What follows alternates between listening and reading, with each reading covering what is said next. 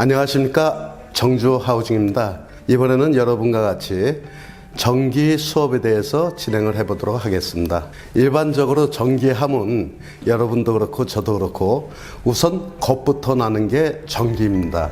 또한 우리가 가정에서 많은 사고가 나는 부분 중에 하나이기도 하죠. 그 사고는 감전사고도 있고 화재사고로도 이어지고 있습니다. 그래서 소중한 인명이 피해를 입는 경우도 많이 있는데요. 오늘 이 시간에 간단하게나마 이 수업을 들으시면 전기가 이렇게 안전할 수도 있구나 하는 것을 느낄 수 있겠습니다. 자, 첫 번째로 우리가 전기는 발전소에서 발전을 시작해서 그 큰 산에 보면 송전탑들을 보실 수 있을 겁니다. 그런 송전시설을 통해 갖고 각 지방에 그리고 우리 집에 이렇게 오게 되는데요. 전기를 어떻게 만들었을까요? 자, 전기의 기초는 벼락입니다.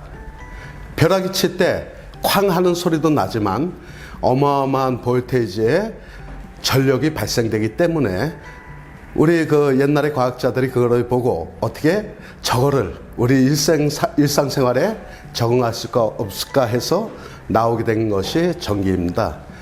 에디슨, 유명하시죠?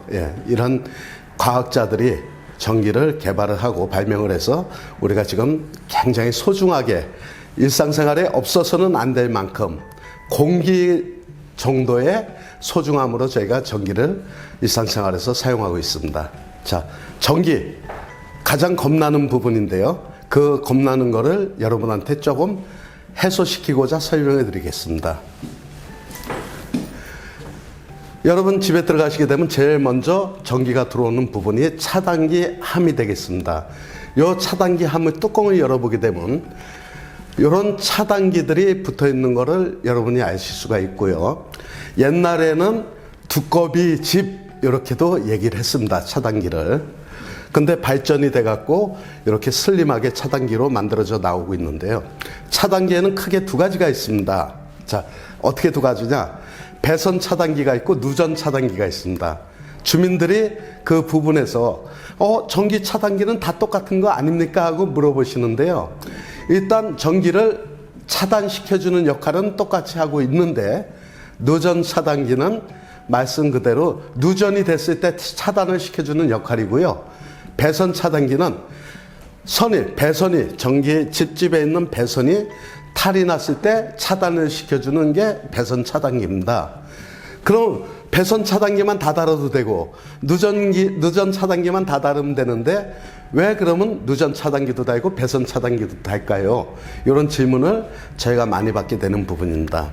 자, 어느 집 방에서 문제가 생겼습니다. 누전이 됐거나 아니면 배선에 문제가 있습니다.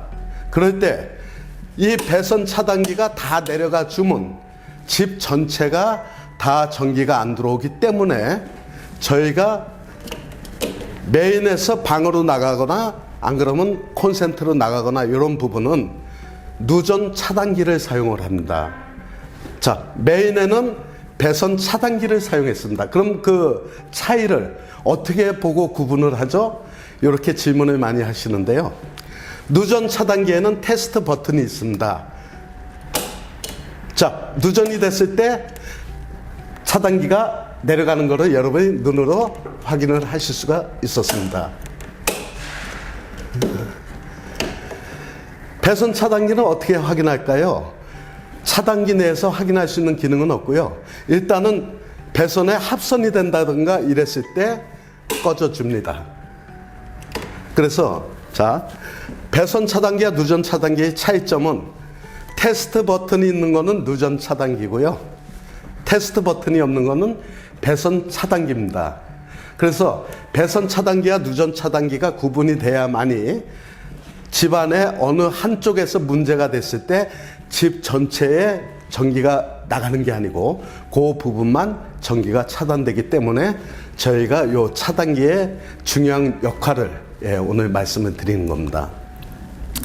전기는 일반적으로 저희가 전봇대라고 그러죠. 전봇대에서 전선을 타고 집안으로 전기가 들어오게 됩니다. 전기가 들어왔을 때 자, 배선 차단기를 거쳐서 누전 차단기로 계속 나가게 되는데요.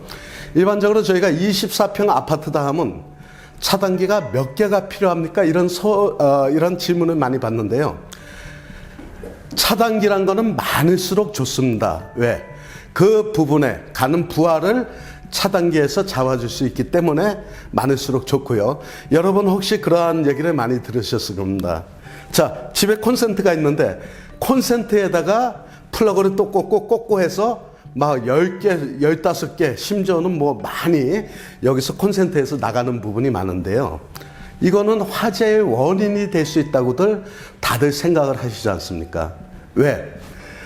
들어온 전기의 양은 예를 들어서 쉽게 얘기하겠습니다. 10밖에 안 되는데 나가는 애의 양은 30개, 40개를 내보내야 된다고 그랬을 때 탈이 나겠죠.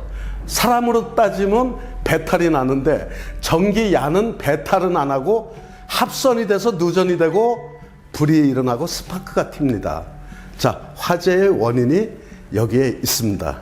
그래서 오늘 여러분이 이 수업을 받고 집에 가시게 되면 제일 먼저 확인해 주실 부분이 우리 집에 차단기함을 열었을 때 과연 차단기가 몇 개로 분리가 되어 있느냐, 이렇게 한번 확인해 보시는 게 가장 안전한 전기 사용이 될 것 같습니다.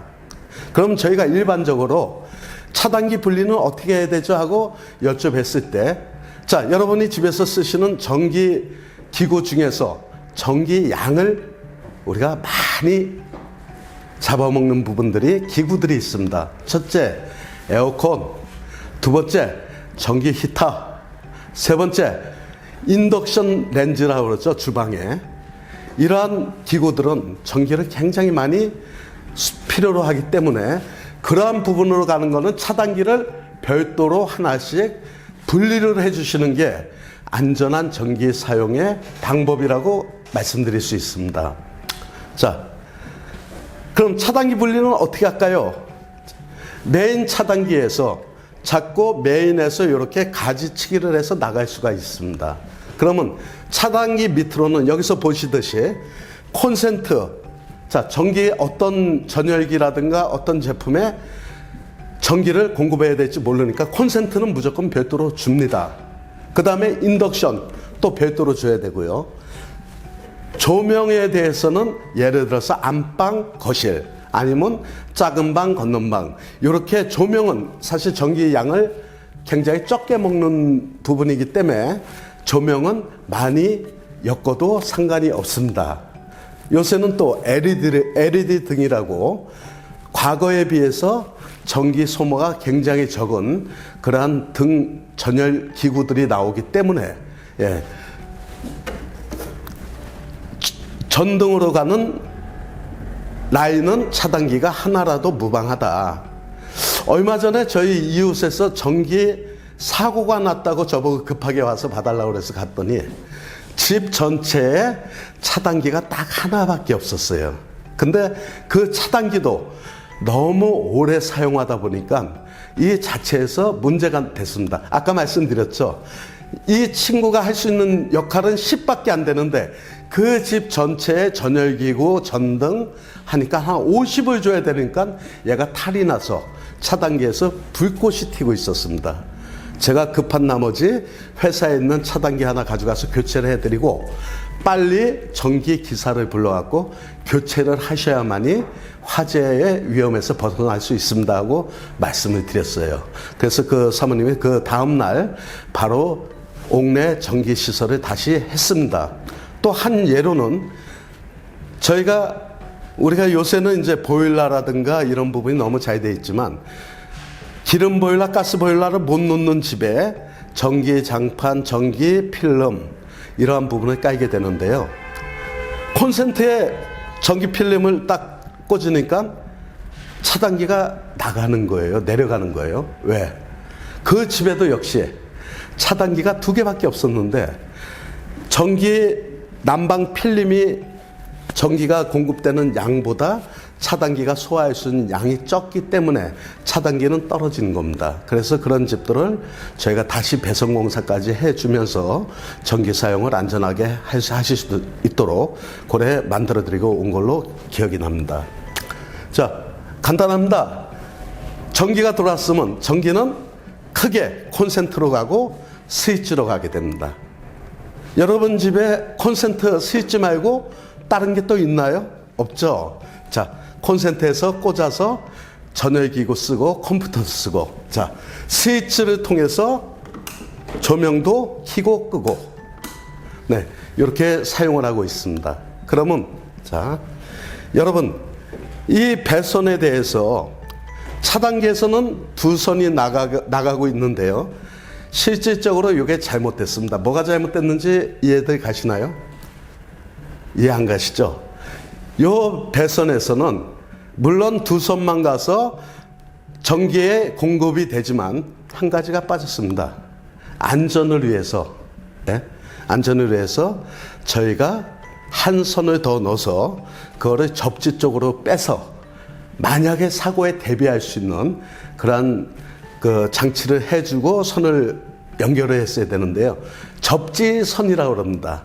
여러분들 집에 전해기구나 등을 가실 때 선이 3개가 나와 있는데 꽂는 거는 2개밖에 없어요. 그랬을 때는 선을 잘 보시면, 이렇게 잘 보시면 보통은 녹색 선으로 접지를 주고 있습니다. 이거는 직접적으로 불이 들어오는 부분과 관계없이 사고를 방지하기 위해서 어스선, 접지선 이렇게 표현을 하고 선을 하나 더 어스를 시켜서 땅바닥에 꽂는, 그런 역할을 하고 있는 걸 여러분들이 아셔야 될 것입니다.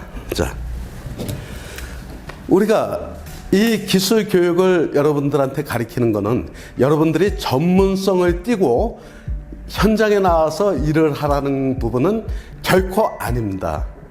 우리가 전기 한 가지에 어떤 특성을 갖고 전문가가 되려면 교육과정부터 시작해서 장시간의 교육을 받고 또 거기에 합당한 면허를 취득하셔야만이 여러분들이 상업적으로 전기공사를 하실 수가 있는 거고요.